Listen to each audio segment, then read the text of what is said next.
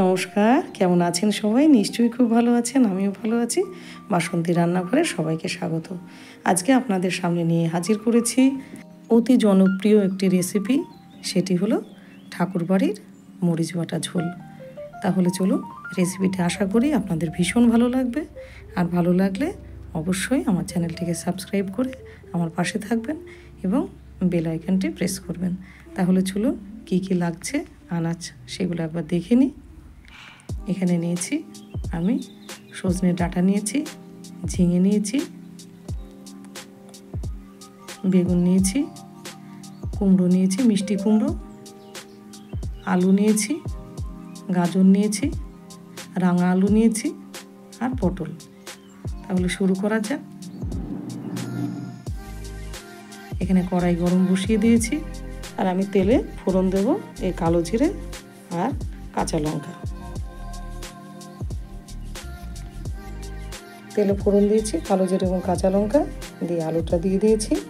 আলুটা একটু হালকা করে ভেজে নেব। ভেজে নেওয়ার পরে তারপরে পটলটা দেব। পটলটা একটু ভাজলে সুন্দর একটা গন্ধ বেরোয়, খেতে ভালো লাগে। এবার এক এক করে সব আনাজগুলো দিয়ে দেবো। কুমড়ো দিলাম, ঝিঙে দিলাম,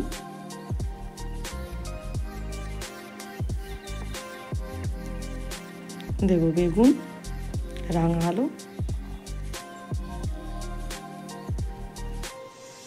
এবার একটু ঢাকা দিয়ে এবার আবার নাড়াচাড়া করে লবণ দিলাম। লবণ দেওয়ার পরে এবারে দেব একটু চিনি।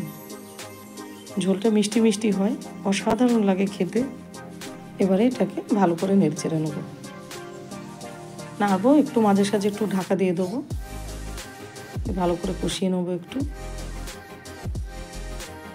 আমি 1 চামচ কালো জিরে নিয়ে নিয়েছি, ভালো করে ধুয়ে নিয়েছি। কালো জিরেটা দিয়ে বেটে নিয়ে এখানে 1 বাটি গরুর দুধ নিয়েছি। আপনারা আমুল দুধও ব্যবহার করতে পারেন। এবার কালো জিরেটা বেটে আমি গরুর দুধের সাথে মিশিয়ে দেবো। অল্প একটু জল দিয়েছি, আনাজটায় জল দিয়ে এটা ফুটতে দিয়েছি। ফোটা হয়ে গেছে। এবার ঠিক এই মুহূর্তে আমি দুধটা দিয়ে দেবো।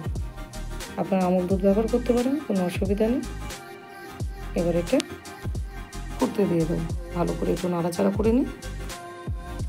কোনো মশলা ছাড়াই তরকারি যে এত সুস্বাদু হয় সেটা মরিচ বাটা ঝোল খেলে বুঝতে পারবেন। অবশ্যই আপনারা বাড়িতে ট্রাই করবেন, এত সুন্দর একটা রেসিপি।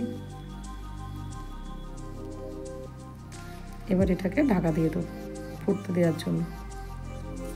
ফুটে গেছে, দেখতেই পাচ্ছেন কি সুন্দর লাগছে দেখতে, দেখেই খেতে ইচ্ছা করছে। আর তরকারিটা দিয়ে এত সুন্দর একটা গন্ধ বেরিয়েছে, সারা ঘর মম করছে পুরো একদম। এই অসহ্য গরমে কিন্তু এই ধরনের খাবারই আমাদের খাওয়া উচিত। পেটটাও ভালো থাকবে এবং শরীরটাও ভালো থাকবে। এতে পেটটা ভালো থাকলেই শরীরটাও ভালো থাকবে, তাই না? ফুটে গেছে, ঘনও হয়ে গেছে। এবার এই মুহূর্তে দেব আমি 1 চামচ দেশি গাওয়া ঘি। আমার এটা হাতে বানানো ঘিটা, একদম পিওর দেশি ঘি দিয়ে দিলাম। তরকারিটার স্বাদ আরও দ্বিগুণ হবে এতে।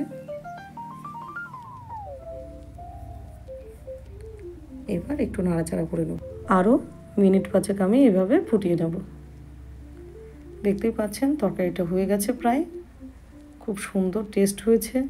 আমি লবণটা একটু চেখে দেখলাম, একদম পারফেক্ট। তাহলে আমাদের রেডি হয়ে গেল দুর্দান্ত একটা রেসিপি, ঠাকুরবাড়ির মুড়ির ঝোল। কোনো মশলা ছাড়াই তরকারি যে এত সুন্দর স্বাদ হয়, অবশ্যই বাড়িতে আপনারা না ট্রাই করলে কিন্তু এটা বুঝতে পারবেন না। আর এই গরমে, অসহ্য গরমে এটা বাচ্চাদেরও জন্য এবং বাড়ির যারা বয়স্করা আছেন তাদের জন্য ভীষণ ভীষণ উপকারী। তাহলে দেখতেই পাচ্ছেন কত সুন্দর হয়েছে, দারুণ, মানে একদম সুপার।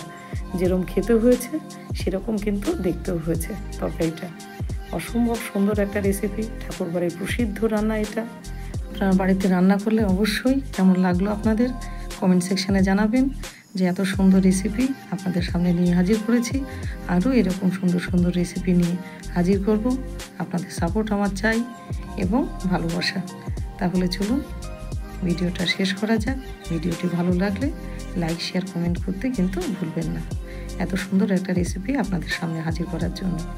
আর চ্যানেলটিকে সাবস্ক্রাইব অবশ্যই করে দেবেন। তাহলে সুস্থ থাকবেন, ভালো থাকবেন, গরমে নিজের খেয়াল রাখবেন, বাচ্চার খেয়াল রাখবেন, সবার খেয়াল রাখবেন।